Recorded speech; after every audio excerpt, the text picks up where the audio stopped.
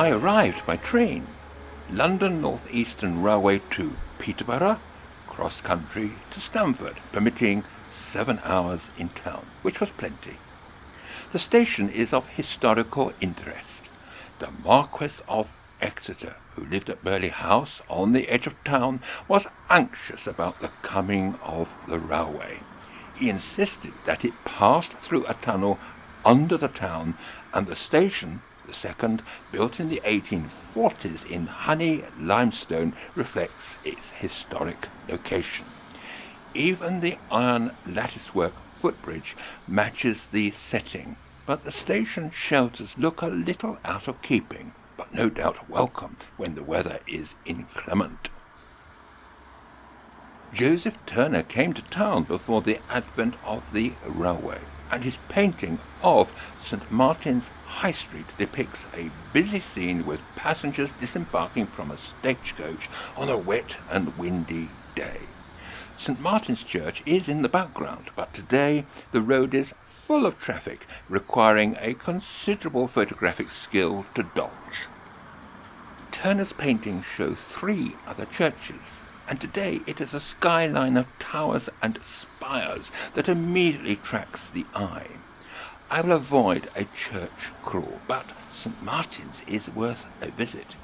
Significant is the Cecil tombs in the Burghley Chapel, the family mansion only a mile from town. Also unique in an extension of the churchyard is the grave of Daniel Lambert, who died at Stamford in 1809 and, weighing almost 53 stone, is reputed to be the heaviest Englishman.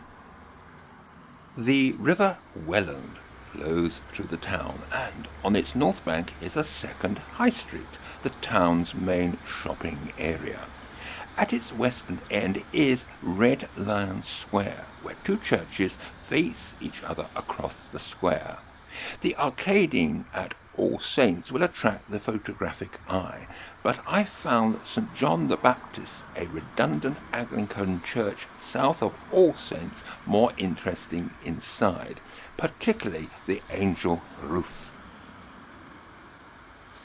Avoiding people and cars will be the main preoccupation. In this situation I work impulsively, even to the point I don't know whether I have got the shot until I check the screen, and if I haven't, it will probably be too late.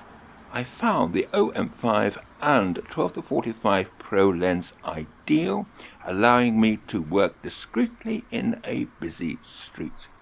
I handheld on program, kept the ISO on 200 for publishing, relying on the camera's excellent stabilizer for sharp images. I spot metered for greater exposure control, saved raw and adjusted images in Adobe Lightroom. This was important for correcting lengthening heavy shadows as we approach the equinox. Dominance of heavy shadows after changing the clocks does become a problem. Fine for mood, but not for architectural detail in a general setting.